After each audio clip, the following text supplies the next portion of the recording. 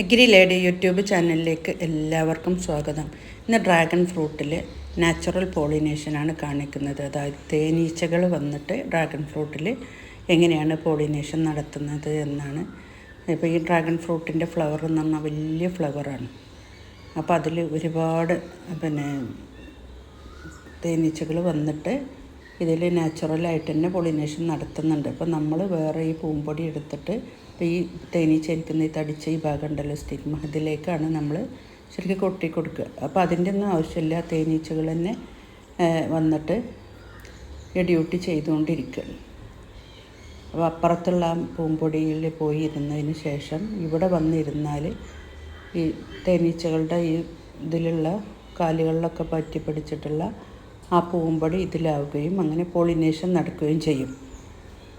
ഇപ്പോൾ സാധാരണ dragon fruit flower വിടരുന്നത് രാത്രിയാണ്.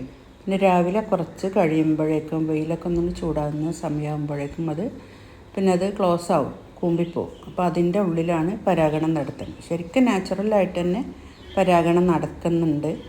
അപ്പോൾ ഇവിടെ തേനീച്ചകൾ വന്നിട്ട് പരാഗണം നടത്തുന്നു. ആ ഒരു കാഴ്ചയാണ് ഇപ്പോൾ നിങ്ങൾക്ക് കാണിക്കുന്നത്.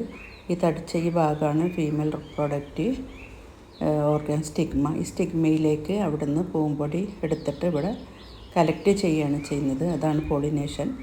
ഇതിവിടെ വളരെ വിജയപ്രദമായിട്ട് ഈ തേനീച്ചകൾ മത്സരിച്ച് നടത്തിക്കൊണ്ടിരിക്കുകയാണ്. അപ്പോൾ ദൈവം ഉണ്ടാക്കി വെച്ച ഓരോരോ അവസരങ്ങളാണ് ഇപ്പോൾ നമ്മളീ കാണുന്നത്. ഇപ്പോൾ എവിടെ ഈ പൂവ് വിടരുന്നതും അവിടെ അതിൽ പോളിനേഷൻ വേണ്ടിയിട്ട് ഇവർ റെഡിയായിട്ട് എത്തുന്നതൊക്കെയാണ് നമ്മളീ കണ്ടുകൊണ്ടിരിക്കുന്നത്. ഇപ്പോൾ ഡ്രാഗൺ ഫ്രൂട്ട് എന്ന് പറഞ്ഞാൽ ഒരുപാട് ഔഷധ ഗുണമുണ്ട്. അതുപോലെ തന്നെ ഒരുപാട് ന്യൂട്രിയൻ്റ് വാല്യൂ ഉള്ള നല്ലൊരു ഫ്രൂട്ടാണ്. ഷുഗർ പേഷ്യൻസിനും എല്ലാവർക്കും കഴിക്കാനും പറ്റും. കുട്ടികൾക്കും അതുപോലെ തന്നെ ഗർഭിണികൾക്കും വയസ്സായവർക്കൊക്കെ കൊടുക്കാം. Thank you for watching the video.